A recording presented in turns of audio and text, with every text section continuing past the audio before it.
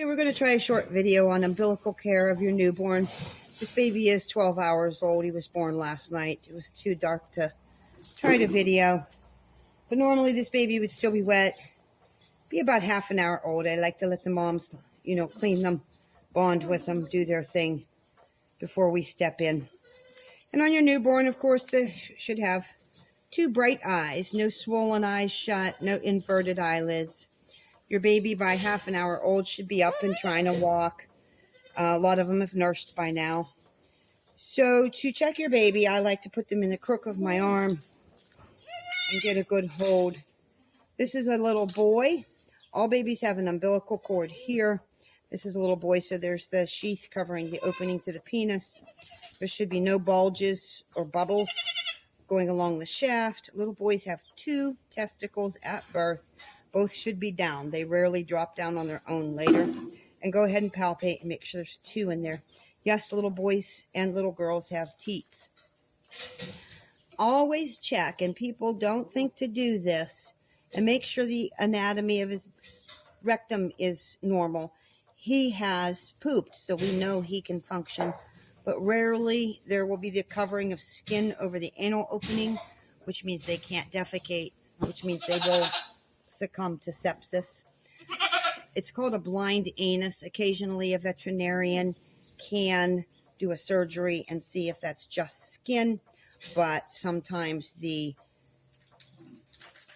colon isn't even, and intestines isn't even near here, so it would be a major surgery to try to make a whole new anatomy. But unfortunately, those babies are usually put down, and we try to do it before they get septic and sick and suffer. So again, make sure all newborns are checking their anatomy. All babies, you're going to check for umbilical hernias. His area is nice and flat, almost flush with the body. If this looks like a large bulge sticking out, that can be an umbilical hernia. It can be just superficial, but it can also indicate that he has intestines coming out in that bulge. If you see a hernia, ideally you want to have veterinary assessment, because if you catch it early and it is an actual hernia where the intestines are starting to bulge, number one, you want that closed quickly before that gets trapped, dies, and then your baby will get septic. But also, if it's done quickly, it's a pretty easy procedure for a veterinarian to reduce that hernia. Now, normally, of course, the cord would be thick, pink, maybe still bleeding, and it can break off, unfortunately, sometimes right at the body, or it can be so long that they're stepping on it and it's dragging the ground. His is a bit longer than I like, so we are going to show how to tie it off. We never want to cut that off without tying it. Nature has made it so that if that is shredded like a mother's teeth do, like happens when they're born and it naturally breaks, that those vessels will close up on the end on their own quickly, and that's less chance for bacteria to come in. When you cut it with scissors, you will see it bleed because the vessels stay open, which is a pathway for bacteria from the outside, from the ground, the bedding, up into the baby's body, which causes joint ill. All you need to dip a cord, I get this at the big box store, is some betadine. You can use some iodine. Forgive his mother. She's not impressed I took her baby. This is a medicine cup with a cotton ball soaked in iodine. Small pair of scissors, and then dental floss. If you don't have dental floss, this is actually just the string from a bag of feed. I have found it to be plenty tough enough. And of course, we all have plenty of it laying around. So baby up in the crook of my arm so I can hold him. Any method you use is fine as long as you get a good amount, especially up where the cord enters the body.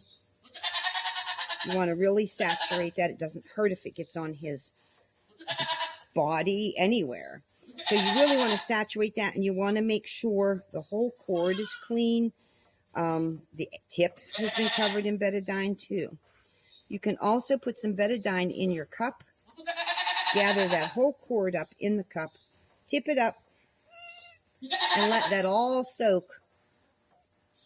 And that will cover the cord and the entry to the body. If you don't have anything on hand, it's messy, but you just take your bottle, dip it on there, and then put enough on to let it run down the entire cord. Pretty easy to tie them off. If you hold your baby on his back and support his little bum, they don't usually fight too much, especially your newborns.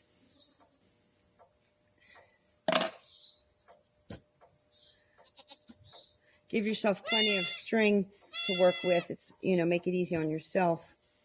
You want to tie this approximately 1 inch from his body. You're going to tie it tight, pull hard. So I've got the string and then about 1 inch of space. If you end up with 2 inches, it doesn't matter. The point is not to have it dragging the ground. I like to make a double knot, make sure I've really got it secure, good and tight. Then you just simply take your scissors, cut the string, because you don't want a ton of string hangings for Mom to eat. This little bit of string is not going to hurt her to eat it. Then you cut the cord below the string. This way, those vessels are tied off and closed, so when I cut this excess off, there's no opening, no channel for bacteria to get up inside there. And that's as simple as it gets. I personally like to do this several times within the first 8 hours they're born, especially if you have a mom who really likes to lick the umbilical cord. Almost as soon as you put it on, she's got it licked off. Just go ahead and just keep reapplying it. The Betadine is nice because it leaves a nice coating on the skin, which offers some protective barrier. You don't want to use any sprays like Owl U Shield or anything. They have wonderful uses, but unfortunately, in this case, they could actually trap any germs that had gotten in there. Thank you so much for watching, and I hope this helps.